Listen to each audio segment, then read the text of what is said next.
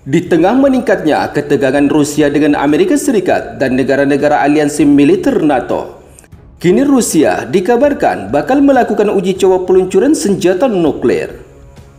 Rencana Rusia untuk melakukan uji coba senjata nuklir ini adalah merupakan yang terbaru sejak beberapa dekade. Menurut sumber media informasi terkait yang kami kutip pada 4 Desember 2024, adapun agenda militer Rusia untuk meluncurkan senjata nuklirnya tersebut disinyalir sebagai tanggapan atas tindakan eskalasi Amerika Serikat dan beberapa negara sekutu NATO, di mana hal itu juga diungkap oleh Wakil Menteri Luar Negeri Rusia. Tanpa tergesa-gesa, saya hanya akan mengatakan bahwa situasi cukup rumit. Hal ini terus-menerus dipertimbangkan dalam semua komponen dan aspeknya, ujar Menteri Luar Negeri Rusia.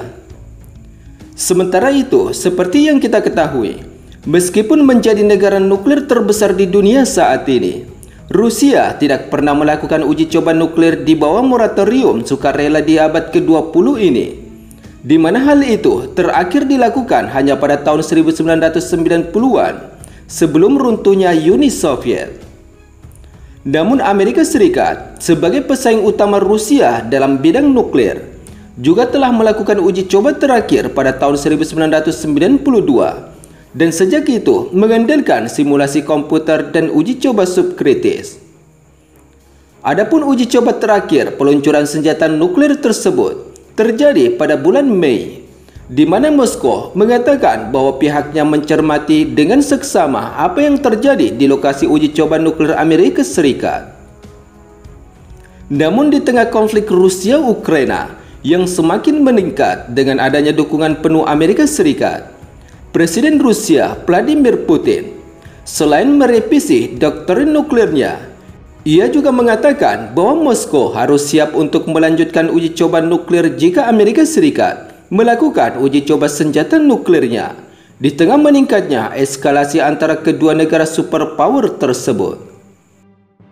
Kami tahu pasti bahwa beberapa orang di Washington sedang mempertimbangkan untuk menjalankan uji coba senjata nuklir mereka di dunia nyata, sementara Amerika Serikat sedang mengembangkan jenis senjata nuklir baru. Kami bukan yang pertama melakukan ini, tentu saja. Tetapi jika Amerika Serikat melakukan uji coba seperti itu, maka kami juga akan melakukannya, ujar Vladimir Putin. Sementara itu, komentar Rybakov muncul setelah Amerika Serikat mengizinkan Ukraina melakukan serangan rudal balistik jarak jauh ke Rusia menggunakan senjata buatan Amerika Serikat, di mana sebelumnya Moskow telah memperingatkan bahwa hal ini akan menyebabkan eskalasi konflik yang lebih besar. Hal itu terlihat setelah Kiev meluncurkan beberapa serangan. Kemudian Rusia membalas dengan menyerang fasilitas pertahanan Ukraina dengan rudal hipersonik antar benua jarak menengah Oresnik yang baru. Sebelumnya, Moskow juga mengubah strategi nuklirnya untuk menetapkan bahwa agresi terhadap Rusia oleh negara-negara non-nuklir manapun, tetapi dengan partisipasi atau dukungan negara nuklir, akan diperlakukan sebagai serangan gabungan yang melewati ambang batas nuklir. Sementara di sisi lain, menurut sumber media informasi terkait yang kami kutip pada 4 Desember 2024, yang juga membuat negara-negara barat semakin panik untuk terus memberikan dukungan militer terhadap Ukraina, yaitu karena Vladimir Putin selalu bersikap agresif dan membuktikan dengan tindakan di setiap pernyataannya. Tidak hanya itu, kemampuan Rusia mengembangkan rudal pertahanan IRBM yang baru-baru ini menghantam situs militer Ukraina menjadi daya getar tersendiri, sebab Rusia selangkah lebih maju di bidang rudal konvensional dari rudal-rudal pasukan barat untuk Ukraina.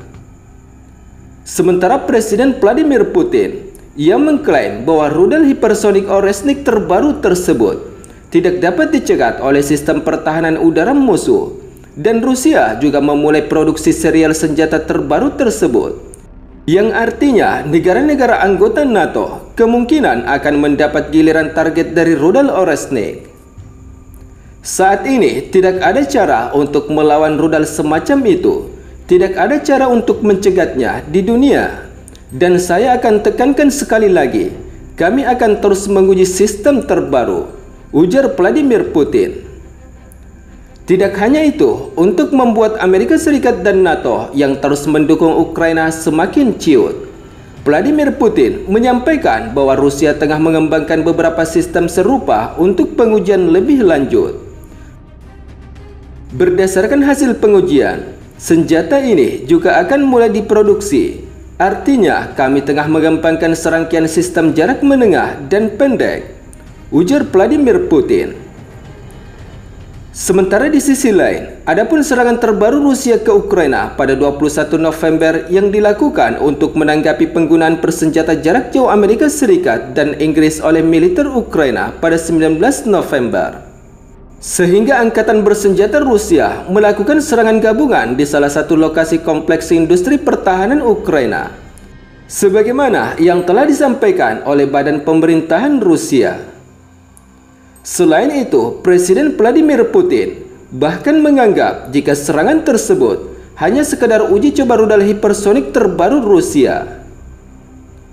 Sementara dalam kondisi pertempuran, uji coba itu dilakukan terhadap salah satu sistem rudal jarak menengah Rusia yang terbaru, di mana Rusia melancarkan serangan dengan versi hipersonik non-nuklir Oresnik dari rudal balistik yang berhasil diuji coba dan mencapai target sasaran di wilayah pertahanan Ukraina di Dnipro.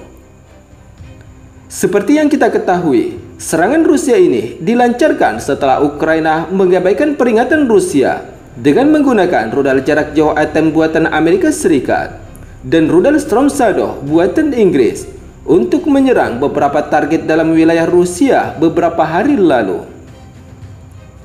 Sementara dalam kondisi pertempuran, uji coba itu dilakukan terhadap salah satu sistem rudal jarak menengah Rusia yang terbaru.